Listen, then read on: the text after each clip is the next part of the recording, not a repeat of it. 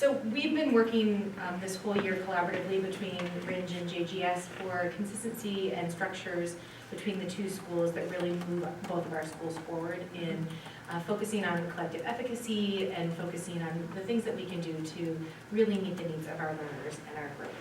And one major thing that we did this year was the utilization of a new progress monitoring and benchmarking tool.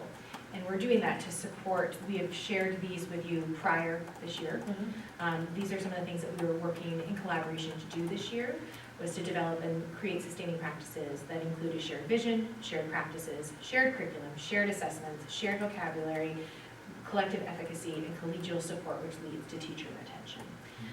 And so one thing that we did this year was we moved to AimsWeb Plus, and I know that we have shared some of that information with the school board, and we asked ourselves, why do we need to do this? Why are we moving towards AimsWeb Plus? Sure. So it sort of was forced upon us and was also like openly welcomed with open arms. So the state regulations changed with regards to what our requirements are for dyslexia screening. And so prior to last summer, the expectation from the state was that we screen students in kindergarten and first grade, which we were doing. And we were meeting the expectation. And then over the course of the summer, pretty late in the day actually in the summer, I think it was late July, the state put out new expectations regulations through their RSAs that said that the dyslexia screening now had to be administered to students in K to 3. And the scope of the screening was extended significantly.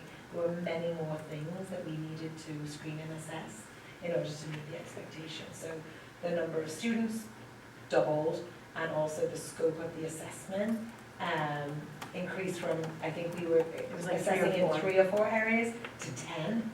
And so we knew from that the practice that we currently had was not going to meet the expectation. So it forced us to move quickly, because the state regulation was not like you don't have a year to get up to speed. It was like you need to be ready to go before. I think we had 30 days from the beginning of the school year, which then they went back and changed and extended it to, I believe it was 90 days. So we moved really quick. We switched over to AimsWeb Plus, but we're using for both literacy and math assessment. But when you actually look backwards, we had this giant hole that we were sort of like circling for a really long time of like, what is our common benchmark assessment? We don't really have one. We should have one. We should have one. We should really have one. But there was nothing that was like the impetus to force us to do it. So it was sort of a blessing in disguise for us, because it was something that we had wanted to do for a while. And this was just a catalyst to make it happen quickly. And so AimsWeb Plus, the assessments are pretty brief. Most of them, particularly at the first, kindergarten first and second grade level, take anywhere between 1 to 4 minutes. They're almost all administered one-to-one. They're norm referenced. Their norm pool is national. They're sensitive to. The measures are very sensitive to incremental, very small changes that students make, so you can really get deep into what their growth looks like. It's flexible in terms of we can administer this really in a way that works for our school district, both benchmarking and progress monitoring. It's teacher friendly. I mean, not to say there haven't been implementation glitches and some things that we've had to work out, but it's teacher friendly. It's tested, like we said, it's used across the nation, and then it is also aligned to the dyslexia screening, but now we have an aligned tool between both schools. So which is a forced win-win. And we'll talk about it when we get to the slide about some of the positives that have happened, because we have the same thing. So AimsWeb Plus encompasses all of these things, so math and ELA. And then within this, we have 3 benchmark windows. So we benchmark in the fall, winter, and spring. And then within these windows, learners that fall within certain percentile ranks for extension or interventions can then be progress monitored. And that all can happen in Ames Web Plus, which is incredible to have that all in one tool, because then all of that data lives in this one place so that we can look at it and have conversations about what does this mean about instruction or curriculum, what's working, what's not working, let's really dig in, and we can have those conversations not just around the benchmark windows, but throughout the whole year, so that we can really look at that. Can we go back to that for a second? Yeah, of course. So I think the nice thing to, and we'll talk about the benefits, so but like this assessment cycle is really, we've been using this through our PLCs and those conversations, the data-driven conversations, but it's really brought a lot of power to those conversations, because teachers are really be able to quickly move through this cycle and then see the impact on student learning really quickly within a matter of like 6 weeks. And so they're super motivated to keep that cycle going. Now, Ameswood, haven't we had Ameswood before? We have not at the elementary. I think years ago we did Dibbles. That was before my time here. I think there was conversation about it being used at the middle school, but I can't speak to in what capacity or how it was used. It's a whole, it's not just Ameswood Plus, it's a whole new, Ameswood Plus is an entirely new entity as far as. No, Ames Ames Web Plus has been around for a long time. It's really Okay, good for us. That's what I'm trying to get, because something sounded familiar. Yes, so Ames Web Plus, it used to be just called Ames Web, and then Ames Web Plus, and it's been for many, many, many years and nationally been used. So you used it before? Nikki and I have. Previous in districts. But Not this district has never used this tool at the Okay. elementary level, is our understanding. We Alright, both were so- lucky that we had experience So before, when did it start? this year. So in the fall, did Mhm. we have some results that we talked to parents Yes. about? Yep, so at each one of these benchmarks, we were able to communicate that with families. Another thing that's really Okay, strong, go. I'm sorry, Yeah. another thing that's really strong about Ames Web Plus is that you get the results immediately. So the learner will finish their benchmark and you will immediately see their score. So it's not a paper and pencil test in that like an adult needs to go through all of it. There are some components of that for listening comp, is a spelling, but most of it is an immediate response so that you can do the testing and then the next day or that afternoon, sit down with your colleagues and say, okay, what have we learned? And that doesn't always happen with benchmarking tools. Mhm. Sorry about that. One of the other great things is that this document, which is linked in here, shows you all of the subtests that we give learners and that we get information on.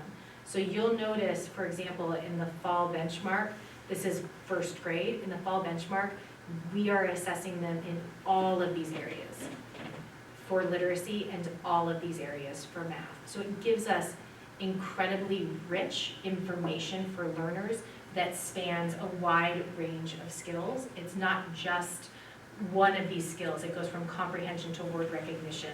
So when we talked earlier this year about Scarboro's reading road, this really meets all of those areas to help us understand what we do, what we're doing really, really well in the areas that we need continued growth, and the same thing with math. So this is linked in the presentation that we'll share with you, and there's a different tab for each grade level.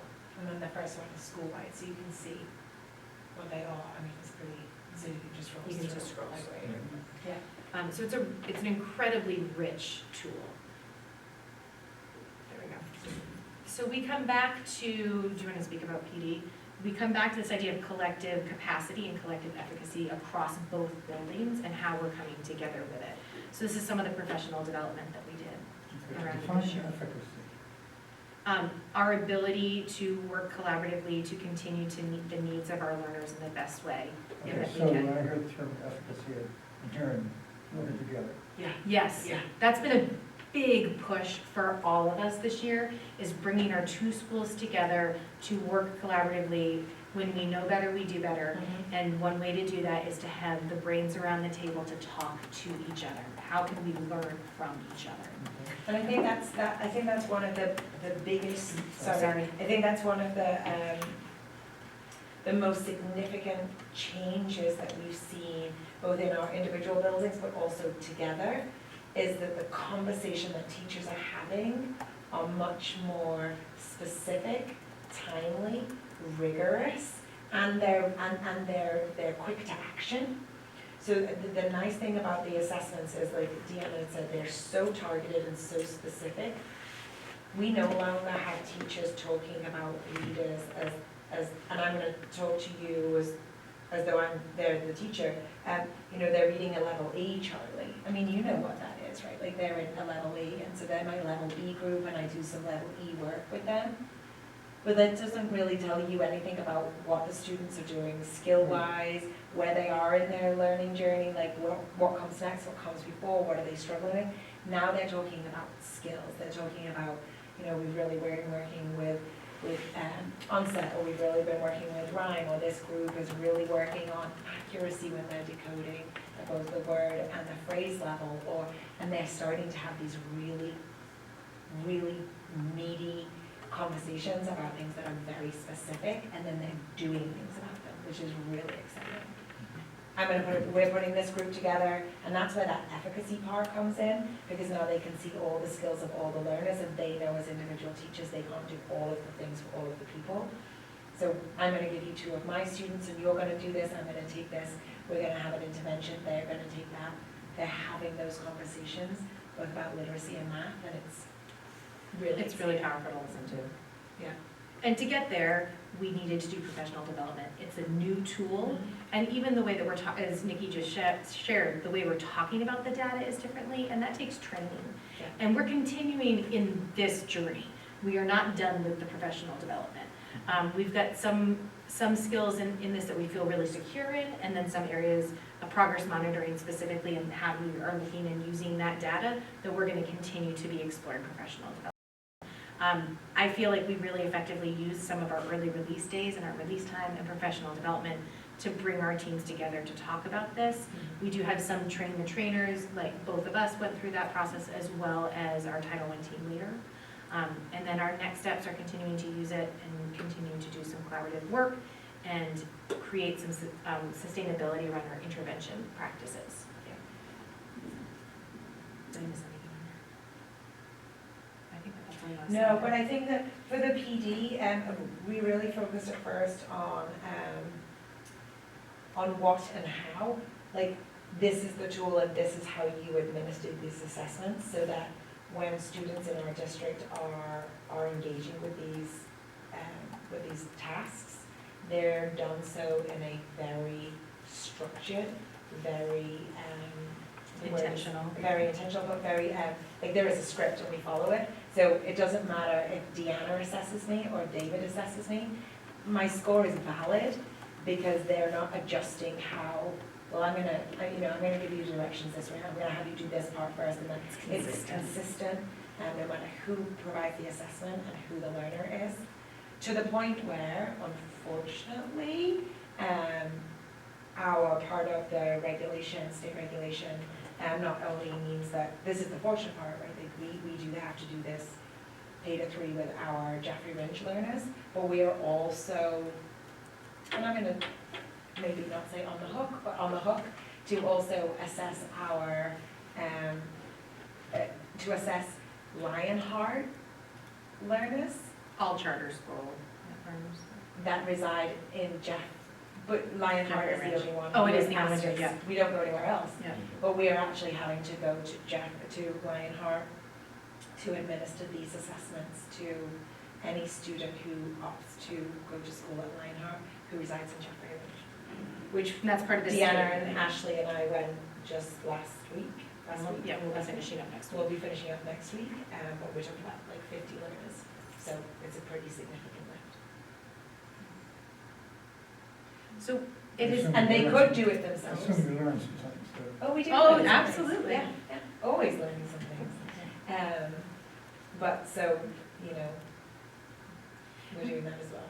we thought that it was important to share the use of this tool with the education community, because it is our foundation assessment tool that we're using in both schools. And it is, because we're using it with Fidelity, we're getting really good information, which is one of the things that led us to recognize that we wanted to explore a new literacy program, which then led us to movement in that direction. And so it really is giving us as Nikki said, viable, consistent data that we can look at, and that's been really, really helpful. And even with regards to, like, with regards to foundations, so a component, we were able to look at some of our And data. so this is and say, really, this is yeah, we don't want, working. please, we don't want to want keep to this. get rid of this part. Yeah. Well, we need to supplement, we need to do something else in these other areas, but this is working. And sure, there's room for growth still there too, but it's working, let's not get rid of this component of our literacy program. Foundations is the K through third grade. It teaches phonics and phonemic awareness, but mostly phonics and beginning writing for K through third grade. And the data showed us like, this is working really, really well. Please don't say goodbye to this. And so we did, which was great. So right now we have we've been through 2 benchmark windows. The first one was everybody's first time through, and it was a little clunky. Mm-hmm. We We ran were into learning. some tech issues, particularly at RMS with some wonky connectivity issues. And some of the Chromebooks. Some of the Chromebook issues, which we've with the help of Ruben and Mike Cotton, and even the middle and high school staff here when we had to borrow devices. The second benchmark window went much smoother, and we're going to go into our final benchmark window for the year, the last 2 weeks in May. So then we'll have a year's worth of data to really look at, and then I'm super excited to get to the fall, so that we can have a fall-to-fall comparison.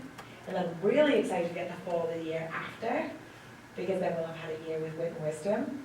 So I feel like I'm really excited because it forced us to do something we were trying to do for a long time, but just, there was nothing that was forcing us to, so it was easy to put it off. But I'm glad that we have it this year prior to implementing wit and wisdom. And then, so that we have a baseline of what it was like without, and then we'll move forward. So I think next, when we come back to Ed Committee next year, we'll have data, because we'll have at least a year's worth of data to share. And there's also the potential of this being used K to 8. I know that there was potential of that. I don't know if that is happening, but since with wisdom will be K to 8 also, it could give us some very interesting long-range data. What questions do you have for us? How about some data from the first 2 benchmarks? Well, we did share some of the data. I mean, I don't know that we can pull it up right now on Has the your names computer, on but we did share some of the data when we were going through the budget process. We were able to see from some of our kindergarten fall data, the impact of preschool. So our student, I know we talked about this, we weren't in this room, I think we were down in the music room. We could see how full-day preschool or participation in our preschool program, students were significantly more, so there's almost 60 learners at RMS. Let's say 40 of them attended preschool. Of those 40, maybe 3, 4, or 5 were not at benchmark, but those 3, 4, or 5 also have pretty significant learning disabilities, and so they bring some other things to the table. And the same was actually true, and it was interesting because it was true, that was true for RMS for literacy, and then it was true for JGS for math, which then gave our team some conversation to have around what do we think was happening that was a strength in math here, what was happening that's a strength in literacy, and how can we, again, How can we learn from each other? learn from each other. Now, have you done much correlation between this and SAS? No, because We haven't done it yet. So what I can say is that one of the strengths of AIMSweb, I don't know if it's on here, oh, it should be, that it is much more, it's not on that slide, but Pearson claims, and from my experience at past districts with AIMSweb Plus, is that it is a much stronger indicator for where they will fall within SAS. Much stronger indicator than the benchmark tool that had been used prior, which really was not the strongest of indicators. We don't have that data here because this is our first year using it. When I used it at a past district, it was a strong indicator, and Pearson, who is the owner of AIMSweb Plus, says that it is more predictive of their statewide national standard achievement. We But don't, we're won't know just that yet. starting. We won't know that yet. We've done our writing, and we've just done our science this We're in the week. process. our literacy and math assessments won't start until next week. So we don't have that data yet back from. We are hopeful that it will be more predictive Yeah. than our last. Because we need to pull together all of these resources and somehow or other understand what it is that we need to do and put a plan in place to do it and then measure, the fact that we are actually doing it, and then see what the results are. Because quite frankly, I've been on the school board now, this will be my 13th year. And during that time period, I've seen 2 superintendents, I've seen all kinds of ELA programs and math programs come and go. I've seen teachers say, it's just another program, why waste my time? You know what it's been in the past. So, coming up to where it is today, I haven't seen that consistent progression forward relative to the proficiency results. Saying, look, our kids, I look around and I see kids who are at other districts doing a lot better than our kids are. Primarily, I'm not sure it's because of what they get in the classroom, as it is other factors, because, they're from districts where the parents take a much higher interest in their kids and actually provide them help in the home, and there's no wealth restrictions, things like that. But I think that basically,